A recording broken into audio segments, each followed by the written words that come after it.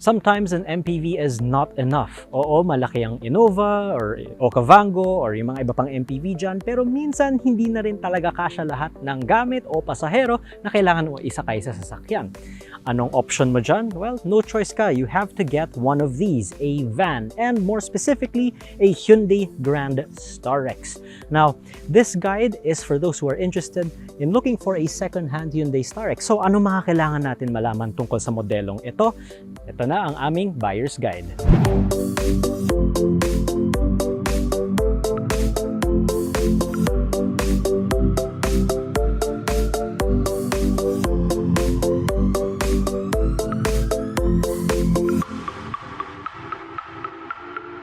So what we have here is the second generation Starex, pero nakailang facelift na rin itong modelong to because it first came out all the way back in 2007. Tagal na rin ang modelo na to, di ba?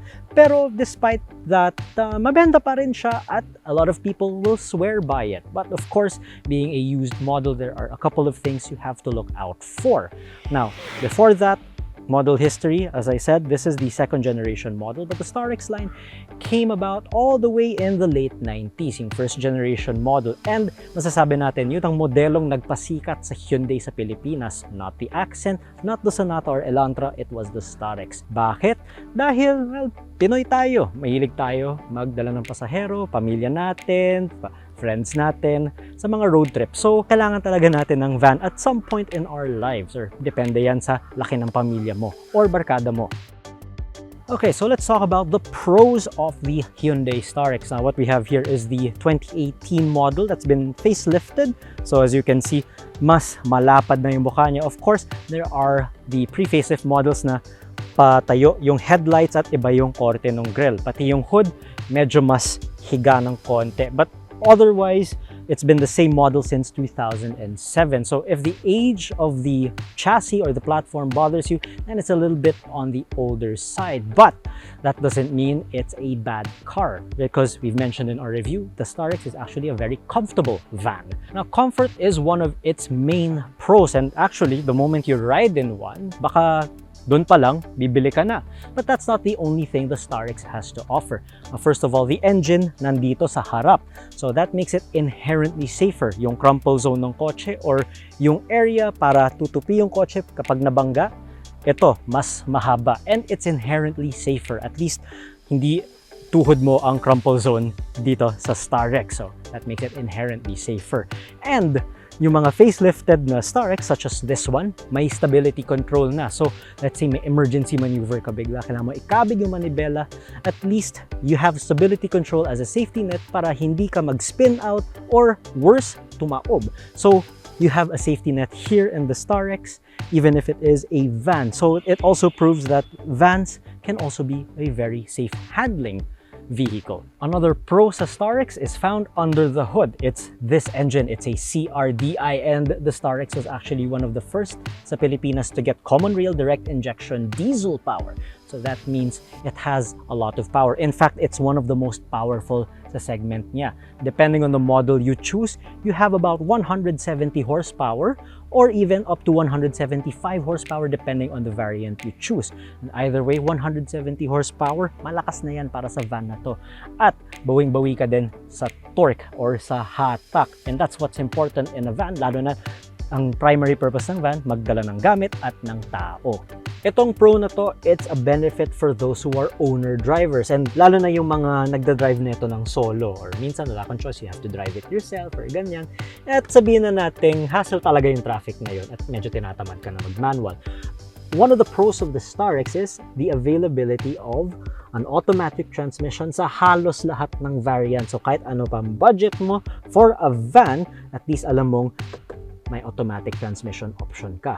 Not only that, meron pa siyang manual mode. So, kung kailangan mo ng extra na arangkada, ayan, ilagay mo lang sa plus minus at yon, mas sisibat pa yung Starex na to. Ito din ang isa sa mga pro ng Hyundai Starex, which is dual sliding door. So kahit anong side ka pa, bumaba or sumakay, at least hindi kailangan umikot ng pasahero para makapasok dito. And another thing, the Starex is also available in a wide variety of models, and not only that, marami siyang seating configurations. Now what we have here is the 9-seater model. So 3 in front, 3 dito sa gitna, at meron pang space para sa tatlo sa third row. So, you can also get an 11-seater and an 8-seater version. So, kung ano mang ang hanap mong Starex, merong configuration na swak para sa'yo. And here's a very neat feature of the Hyundai Starex. So, usually mga van, pag punong-puno yung mga rows niyan, ito na lang yung cargo space na natitira. Wala ka na masasakay dyan. Pero sa Starex, you can slide the final row forward or back para mas marami kang makarga or masakay. Tignan nyo, hatakin nyo lang to at itulak kung hanggang saan nyo kailangan yung cargo space. At yan, marami ka nang mauuwi na balikbayan box at kung ano-ano pa. Pero teka lang, bakit parang puro-puri yata kami sa Starex? Teka lang, may mga cons din tong modelo na to, syempre.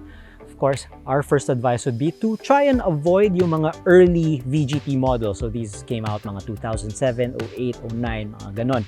Why? Because there have been some reports of turbo failures or some of the intercooler pipes just letting go.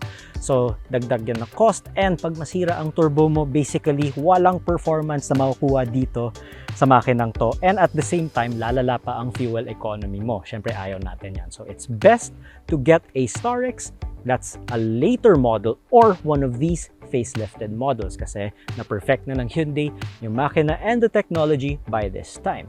And while we're on the subject of the engine, there have been some reports in the earlier models then na may hot starting problem. So for example, galing ka sa matagal na biyahe and magsa-stop over kayo, ganyan. So pagka-start mo ulit, ayaw nang mag-crank ulit or magka-crank lang siya pero hindi tutuloy. So there have been some reports of hot crank problems or hot starting problems, but a little bit of a cool down perhaps will help it to start again, pero kailangan ipa-check yung mga ganyan. Syempre, at the end of the day, this is still a van, so it's a very wide vehicle. Now, from behind the wheel, hindi mo gaano mararamdaman. And actually, from there, pag dinadrive mo siya, parang sakto lang yung size o ano, pero magugulat ka na lang bigla na may biglang papalapit na truck sa'yo na medyo malapit sa side mirror mo. So, again, be wary of this vehicle's width. And aminin na natin, yung Starex, medyo may reputation sa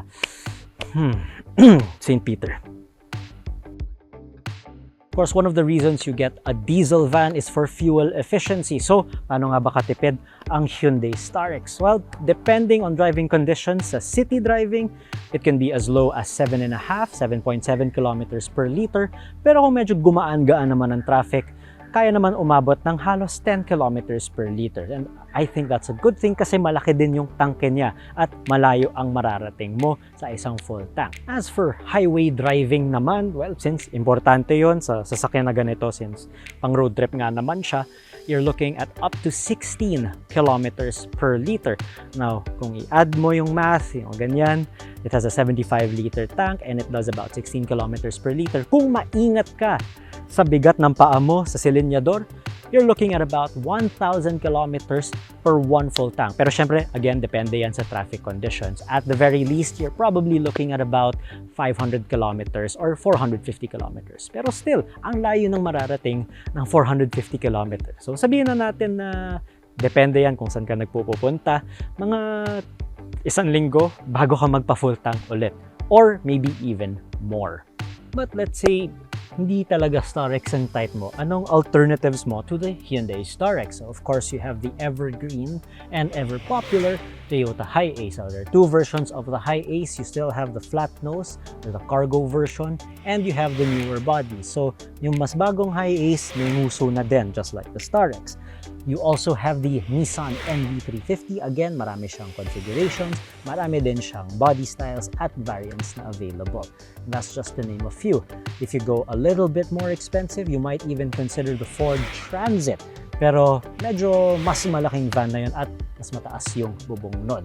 But either way, If you need a van and you need as much space as you can, weigh all your options and see if the Starex or any of its competitors are the models for you.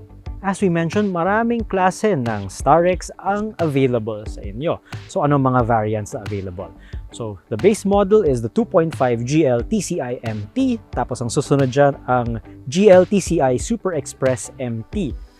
Itong nasa atin ngayon ay ang GLS CRDI Automatic, followed by the GLS CRDI Gold Automatic. Now, kung gusto mong mas luxurious pa, merong 2.5 GLS CRDI Platinum at yung pinaka top of the line model, yung 2.5 GLS CRDI Urban Automatic.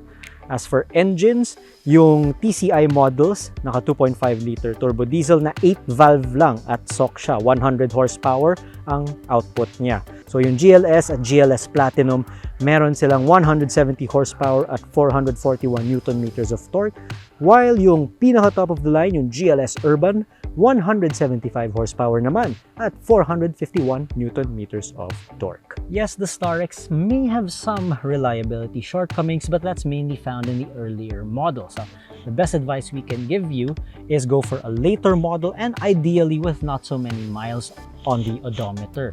Because remember, pag mas fresh ang makina, mas konti ang problema sa'yo. And always check the service booklet and the service manual kung nagawa lahat ng service, lalo na ang oil change kasi napaka-importante sa mga diesel ang oil change. And other than that, I've heard of people doing 300,000 kilometers sa mga Starex nila. So if that's not enough proof for you na reliable, na pwedeng maging reliable ang Starex, then I don't know what else can convince you. This has been Anton Andres from Automart.ph. Kung nag-enjoy kayo sa video na to, please subscribe to our YouTube channel, like us on Facebook, and you can also follow us on Twitter and Instagram. At alalahanin, kung used car or used van ang hanap mo, isa lang ang sagot dyan. I-Automart na yan. Thank you for watching.